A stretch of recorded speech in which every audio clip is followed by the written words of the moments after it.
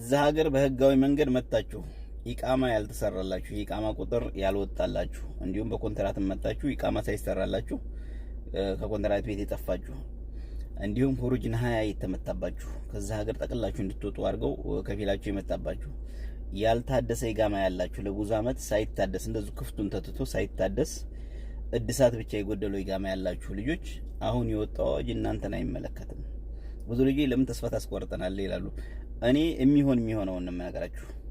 ከዛ በተረፈ ክስ ያለባችሁ ደግሞ መጀመሪያ መክተበል አመል ሄዳችሁ ክሳችሁን ማስነሳት አለባችሁ።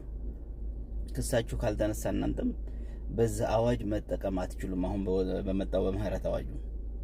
በተረፈ በቻላችሁት አቅም የምሰጣችሁ መረጃ ተረጋግጣችሁ አዳምጡ። እዚህ እየተናገርኩ በውስጥ መታችሁ በደውል በተደጋጋሚ እየደወላችሁ አንድ አይነት ጥያቄ የምትጠይቁ ልጆች መልስ በቪዲዮ ብቻ ነው የምሰጣችሁ። የሥራ ስልክ እስከሆነ ድረስ ሚሴጅ ላልመልስላችሁ ይችላል። ተናግሬያለሁ ከዚህም ቀደም